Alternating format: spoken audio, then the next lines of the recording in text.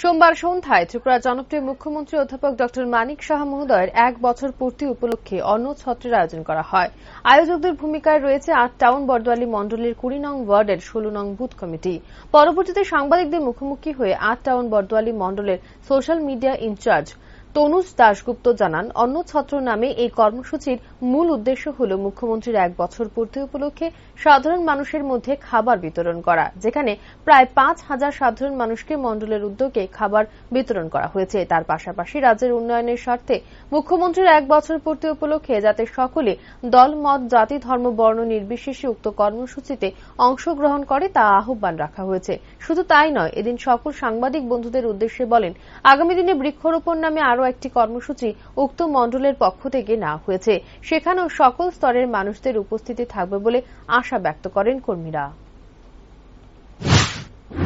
প্রথমে বলবো নমস্কার, বন্দে মাতরম, ভারত মাতা কি জয়, ভারতীয় জনতা পার্টি জিন্দাবাদ এবং রাজ্যের সর্বকালের সর্বশ্রেষ্ঠ মুখ্যমন্ত্রী মানিক সাহাজি জিন্দাবাদ। এবং আজকের উদ্যোগটার কারণ হলো আমরা সকলে অবগত আছি, বিগত ১ বছর আগে আমাদের ১ বছর আগে মানে ডেটটা হয়তো বা ১-২ দিন আমরা পিছিয়ে করছি অনুষ্ঠানটা। ১ বছর পূর্ণতা পেয়েছে আমাদের যে মাননীয় মুখ্যমন্ত্রী যে মানিক সাহাজি যে দায়িত্বটা পেয়েছিলেন যে মুখ্যমন্ত্রিত্ব পদের, সেই পদের ১ বছর পূর্তি হয়েছে।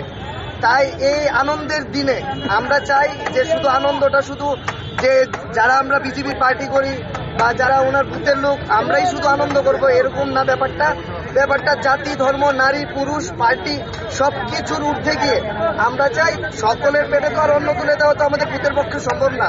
তাই আমরা আজকে ৫,০০০ লোকের এস্টিমেট করেছি পোলাও এবং আলুর দম। তাই যতটুকু পারছি মানুষের সেবা করার মানিক সাহাজির অনুপ্রেরণায় এটাই চলছে। এবং আমাদের আগামী দিনেও একটা ওনার ১ বছর পূর্তি নিয়ে সেটা একটা বিশেষ একটা মহতি একটা অনুষ্ঠান আছে। আপনারা সাংবাদিক ভাই বোনরা সবাই আমাদের পাশে থাকবেন।